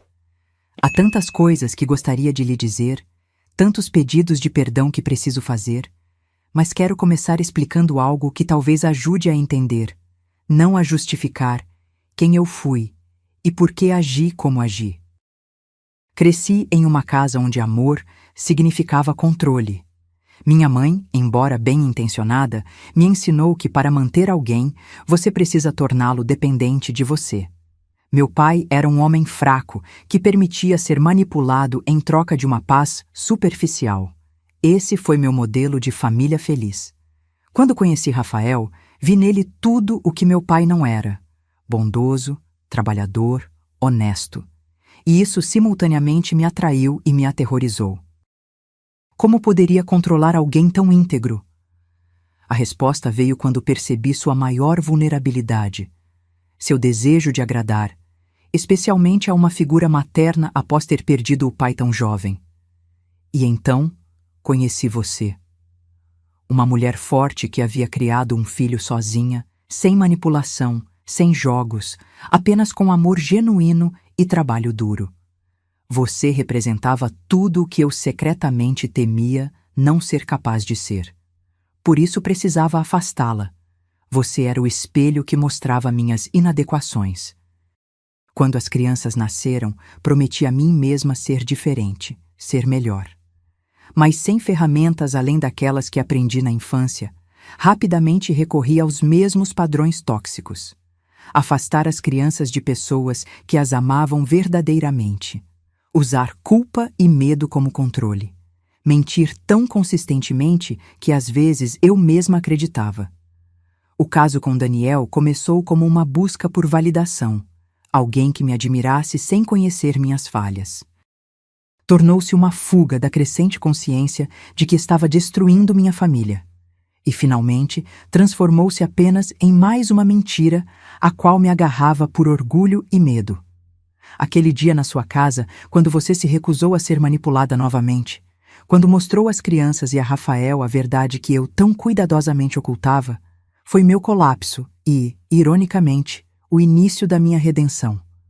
Fugi não apenas de vocês, mas da vergonha do que havia me tornado. Passei meses vagando, trabalhando em empregos temporários, dormindo em lugares baratos. Foi durante esse período que os sintomas começaram: dores, perda de peso, fadiga extrema. Quando finalmente procurei ajuda médica, era tarde demais. O diagnóstico foi um despertar cruel, mas necessário. De repente, todas as manipulações, mentiras e jogos pareceram tão insignificantes, tão vazios. O que importava era o amor que eu havia rejeitado, as conexões que havia sabotado. Teresa, você me ensinou a lição mais importante da minha vida, embora eu tenha demorado muito para aprendê-la. Que amor verdadeiro não controla ou possui, liberta e nutre. Você mostrou isso não apenas para Rafael e as crianças, mas finalmente para mim também. Não peço seu perdão. Seria pedir demais depois de todo o sofrimento que causei. Peço apenas que continue sendo para meus filhos o que eu nunca soube ser: um farol de honestidade, força e amor incondicional. E talvez, se não for pedir muito, conte a eles que no final, sua mãe aprendeu a verdade sobre o amor. Tarde demais para vivê-lo plenamente com eles, mas há tempo de morrer em paz. Com gratidão e respeito, Cristina terminei de ler com lágrimas nos olhos. Olhei para Marta, que também chorava silenciosamente. Eu falhei com ela, Marta disse suavemente. Ensinei-a tudo errado sobre a vida, sobre relacionamentos. Todos cometemos erros, respondi, estendendo a mão sobre a mesa para segurar a dela. O importante é que no final ela entendeu. Depois que Cristina partiu, continuou Marta, comecei a questionar tudo o que sempre acreditei sobre ser mãe, ser esposa. Percebi que passei minha vida inteira em relacionamentos baseados em controle e manipulação, não em amor verdadeiro. Ela fez uma pausa, respirando fundo. É por isso que também vim pedir sua ajuda. Gostaria de conhecer meus netos, realmente conhecê-los desta vez.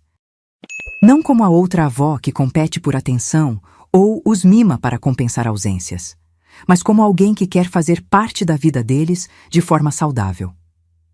Sua vulnerabilidade me tocou. Acredito que isso seja possível, Marta.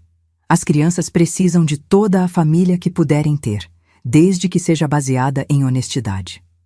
Quando Rafael e as crianças voltaram, encontraram Marta e eu conversando na varanda, compartilhando histórias e fotos antigas de Cristina quando criança.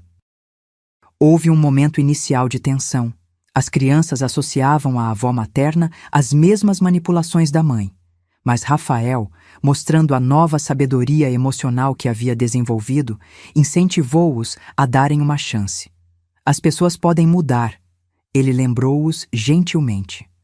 Vimos isso acontecer com sua mãe. Os meses seguintes trouxeram uma nova dinâmica à nossa família estendida. Marta, aos 70 anos, estava reaprendendo a se relacionar sem manipulação ou controle. Às vezes, escorregava em velhos padrões, mas estava genuinamente tentando. Rafael estabeleceu limites claros mais justos para seu envolvimento, e eu ajudava a mediar quando necessário. Para as crianças, ter outra conexão com sua mãe através de Marta era tanto um conforto quanto um desafio. Lucas inicialmente manteve distância, mas gradualmente começou a apreciar as histórias sobre uma Cristina mais jovem e menos complicada. Júlia encontrou na avó uma aliada surpreendente para seus interesses artísticos. Marta havia sido professora de artes antes de se aposentar, algo que Cristina nunca havia mencionado. Pedro, sempre o mais aberto, simplesmente gostava de ter outra vovó para amar. Uma noite, enquanto organizava álbuns de fotos com Rafael, comentei sobre quão surpreendente era esta nova fase de nossas vidas. Se alguém me dissesse 3 anos atrás que estaríamos aqui, com as crianças felizes, você realizado e até mesmo tendo uma relação cordial com Marta, eu teria achado impossível. Rafael sorriu, selecionando uma foto recente de todos nós, incluindo Marta, em um piquenique no parque. É engraçado, não é? A vida raramente segue o caminho que esperamos. Cristina jamais imaginaria este desfecho, observei. Ou talvez sim, Rafael respondeu pensativamente. Naquela carta que Marta trouxe, talvez no fundo ela soubesse que era isso que todos precisávamos. Uma chance de recomeçar, de construir algo genuíno a partir das ruínas. Olhei pela janela para a cerejeira que havíamos plantado, já mostrando sinais de crescimento. Como aquela árvore, nossa família havia passado por um inverno doloroso, mas agora crescia em direção à luz. A vingança que inicialmente planejei contra Cristina, expor suas mentiras, proteger meus netos, havia se transformado em algo muito mais profundo. Uma reconstrução, não apenas das vidas das crianças, mas da nossa compreensão sobre família, perdão e amor verdadeiro. A professora aposentada que não fazia mais nada havia, no final das contas, ajudado todos nós a aprender a lição mais importante de todas, que a verdade, por mais dolorosa que seja, é o único fundamento sobre o qual relacionamentos genuínos podem florescer. E naquela noite, enquanto via Rafael organizar cuidadosamente as fotos de nossa jornada, das mais dolorosas às mais felizes, soube que tínhamos finalmente chegado ao lar. Não um lugar físico, mas um estado de ser onde podíamos amar livremente, sem manipulação ou medo. Um lugar construído sobre verdade, mesmo quando essa verdade veio através do caminho mais difícil e inesperado. 5 anos se passaram desde aquele dia em que plantamos a cerejeira em memória de Cristina. A árvore agora florescia abundantemente a cada primavera, suas flores rosas suavemente caindo como neve no gramado, um espetáculo que se tornara uma tradição familiar apreciar juntos. Lucas, agora com 18 anos, estava se preparando para a faculdade. Havia sido aceito no curso de engenharia mecânica, o sonho que seu pai nunca pôde realizar. Alto e com os mesmos olhos gentis de Rafael, ele carregava uma maturidade que ia além de sua idade. Ainda havia momentos de adolescente típico, claro, mas fundamentalmente era um jovem que aprendera cedo o valor da honestidade e da família. Vovó, ele me chamou uma tarde enquanto eu regava as plantas no jardim. Preciso de sua ajuda com algo. Claro, meu amor. O que foi? Ele parecia nervoso, remexendo um envelope nas mãos. Recebi esta carta hoje. É da mãe. Meu coração acelerou. Cristina? Sim, aparentemente, ela escreveu cartas para cada um de nós antes de morrer, para serem entregues em momentos específicos. Ele me entregou o envelope. Esta é para quando eu fosse para a faculdade. O envelope estava um pouco amarelado pelo tempo, mas o nome de Lucas estava claramente escrito na caligrafia trêmula de Cristina. Você quer que eu leia com você? Ele assentiu, visivelmente emocionado. Por favor. Sentamos juntos no banco do jardim, sob a sombra da cerejeira. A carta era extensa, páginas de conselhos, memórias, esperanças para o futuro de Lucas. Mas foi o final que nos emocionou profundamente. Lucas, meu filho, quando você ler esta carta, estarei há muito tempo ausente da sua vida. Espero que os anos tenham suavizado a dor e a raiva que causei. Ao embarcar nesta nova fase de sua vida, quero que saiba uma verdade fundamental. Seus sucessos são mérito seu, de seu pai e de sua avó Teresa. Nunca foram meus. Foi sua avó quem viu o seu verdadeiro potencial quando todos, inclusive eu, estavam cegos. Foi ela quem teve a coragem de desafiar o sistema tóxico que criei, não por vingança ou ressentimento, mas por puro amor. O amor verdadeiro, descobri tarde demais, não é controle ou posse, mas liberdade e apoio. Enquanto persegue seus sonhos na faculdade, lembre-se disso. Sua história não é definida pelos erros de sua mãe, mas pela força que você e sua família encontraram para superá-los. Você carrega em si o melhor de seu pai, sua integridade e dedicação, e de sua avó, sua coragem e princípios inabaláveis. Com amor eterno e admiração profunda, mamãe. Lucas enxugou uma lágrima enquanto eu dobrava cuidadosamente a carta. Ela realmente mudou no final, não é? Perguntou ele, sua voz ligeiramente embargada. Sim, respondi. Descobriu verdades importantes, mesmo que tarde demais para viver de acordo com elas. Ele ficou em silêncio por alguns momentos, olhando para a cerejeira. É estranho. Durante anos fiquei tão bravo com ela. Depois, quando ela ficou doente, senti pena. Agora, não sei bem o que sinto. É possível sentir muitas coisas ao mesmo tempo, Lucas. Tristeza pelo que poderia ter sido, gratidão pelo que aprendemos, talvez até um certo tipo de amor. Amor, ele repetiu pensativamente. Diferente do que eu sentia por ela antes. Mas, compassivo, talvez? Exatamente. Um amor que reconhece as falhas, mas também a humanidade por trás delas. Ele sorriu levemente. Você sempre foi assim, vovó? Tão sábia? Não, ri. Aprendi do jeito difícil, como todos nós. Aquela conversa com Lucas foi apenas o começo. Nas semanas seguintes, descobrimos que Júlia e Pedro também haviam recebido cartas. Júlia no seu aniversário de 15 anos, que havia celebrado 2 semanas antes, e Pedro quando começou o ensino médio no ano anterior. Cada carta era personalizada, abordando momentos específicos da vida de cada criança, como se Cristina, em seus últimos dias, tivesse tentado mapear os marcos importantes que perderia. Havia também uma carta para Rafael, entregue no que teria sido seu 20º aniversário de casamento. Ela realmente pensou em tudo, comentou Rafael uma noite, depois que as crianças foram dormir. Estávamos na varanda da casa dele, a apenas 2 quarteirões da minha, bebericando chá. O que dizia a sua carta? Perguntei curiosa. Rafael sorriu. Basicamente, uma bênção para seguir em frente. Ela disse que esperava que eu encontrasse alguém que me amasse do jeito certo, não do jeito que ela tentou. E você tem pensado nisso? Em seguir em frente? Ele corou ligeiramente. Talvez. Há uma mãe na escola de Pedro, professora de ciências. Temos conversado. Isso é maravilhoso, Rafael. É estranho, ele refletiu. Por muito tempo, senti que seria uma traição. Não a Cristina como era nos últimos tempos, mas a tudo o que construímos juntos, mesmo com todos os problemas. A vida continua, respondi suavemente, e acho que a Cristina do final entenderia isso melhor que ninguém. Nos meses seguintes, nossa família continuou sua jornada de cura e crescimento.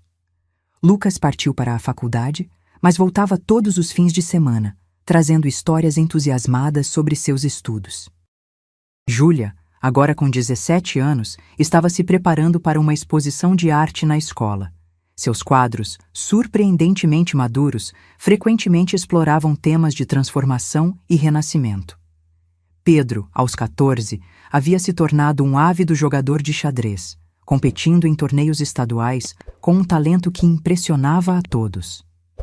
Rafael começou a namorar oficialmente Elisa, a professora de ciências, uma mulher gentil e autêntica que rapidamente conquistou o respeito das crianças e o meu. Diferente de Cristina, ela não tentava substituir ninguém ou competir por atenção, simplesmente oferecia seu próprio tipo de carinho e apoio. Marta, a mãe de Cristina, continuava parte de nossas vidas, agora como uma presença positiva e estabilizadora. Aos 75 anos, havia feito sua própria jornada de autodescoberta e transformação, frequentemente dizendo que aprendia mais com seus netos do que eles com ela. Quanto a mim, a professora aposentada que não fazia nada, nunca estive tão ocupada ou realizada.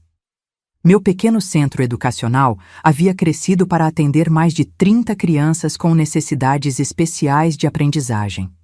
Escrevi um livro sobre minhas experiências pedagógicas que, para minha surpresa, ganhou reconhecimento nos círculos educacionais. E mais importante, desfrutava plenamente de meu papel como matriarca desta família reconstruída, não como uma figura autoritária, mas como um pilar de força e sabedoria. Em uma tarde ensolarada de primavera, 7 anos após o início de nossa história, toda a família se reuniu sob a cerejeira para um almoço especial. Lucas havia voltado da faculdade com a notícia de que recebera uma bolsa de pesquisa prestigiosa. Júlia celebrava sua aceitação em uma escola de arte renomada. Pedro havia vencido seu primeiro torneio nacional de xadrez, e Rafael e Elisa haviam anunciado seu noivado.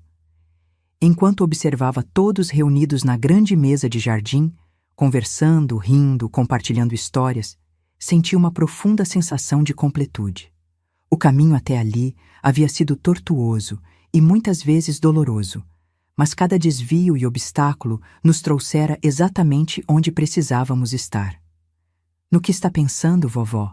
perguntou Pedro, sentando-se ao meu lado com um pedaço de bolo. "Em como a vida é surpreendente, meu amor. Em como às vezes as coisas mais difíceis nos levam aos lugares mais belos. Como quando a mamãe nos deixou com você naquele dia?" Ele perguntou com a perspicácia que sempre o caracterizou. "Exatamente assim." "Sabe," ele disse pensativamente, "às vezes penso em como seria se ela estivesse aqui agora. Se teria mudado de verdade ou voltado a ser como antes." "Acredito que ela teria continuado sua jornada," respondi. Às vezes, quando pessoas finalmente encontram a verdade sobre si mesmas, não conseguem voltar à antiga forma de ser. É como sair de uma caverna escura para a luz, difícil querer retornar às sombras. "Você acha que ela estaria feliz? Conosco, quero dizer." "Tenho certeza que sim," respondi abraçando-o. "Na carta que ela me deixou, disse que seu maior desejo era que vocês crescessem em um lar de amor verdadeiro e honestidade. E é exatamente o que aconteceu." Mais tarde, quando todos ajudavam a recolher a mesa, Rafael me puxou para um abraço espontâneo. "O que foi isso?" perguntei surpresa. Estava apenas pensando em como tudo começou, com um telefonema arrogante e uma exigência. "Afinal, você não faz mais nada," citei, rindo da lembrança que agora parecia tão distante. "E olhe para tudo o que você fez," ele disse, sua voz carregada de emoção. "Salvou não apenas as crianças, mas todos nós, até mesmo Cristina, à sua maneira." Não fiz nada além do que qualquer pessoa faria por aqueles que ama," respondi. "E esse é exatamente o ponto," ele sorriu. "Você nos ensinou o que significa amar de verdade. Não com controle ou manipulação, mas com verdade, mesmo quando dói." Naquela noite, depois que todos foram embora, sentei-me sozinha no jardim, sob as estrelas, refletindo sobre nossa jornada. A cerejeira, agora robusta e florescente, balançava suavemente na brisa noturna, suas flores pálidas reluzindo sob o luar. Pensei em Cristina, não a manipuladora que havia sido, nem a santa que poderia ter sido romantizada após sua morte, mas a pessoa real e complexa, profundamente falha, capaz de grande egoísmo, mas também, no final, de verdadeiro arrependimento e clareza. Pensei em meus netos, cada um deles seguindo seu próprio caminho único, carregando consigo não apenas as lições difíceis do passado, mas também a força e resiliência conquistadas. Pensei em Rafael, finalmente permitindo-se a chance de um amor saudável e recíproco, construindo uma nova vida sem esquecer as lições da antiga. E pensei em mim mesma, a professora aposentada que, quando desafiada a provar seu valor, descobriu reservas de força e sabedoria que nem sabia possuir. Nossa história começou com uma tentativa de usar, de tirar vantagem, de manipular. Mas terminou com dar, com crescer, com amar verdadeiramente. A vingança, que inicialmente planejei, não se materializou como esperava. Em vez de destruição, encontramos redenção. Em vez de triunfo sobre um inimigo, descobrimos verdades sobre nós mesmos.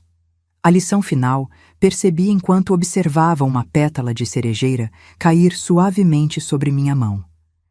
Era que, às vezes, a maior vitória não é vencer alguém, mas libertar todos, inclusive nós mesmos, das amarras de mentiras e manipulações que nos impedem de amar plenamente.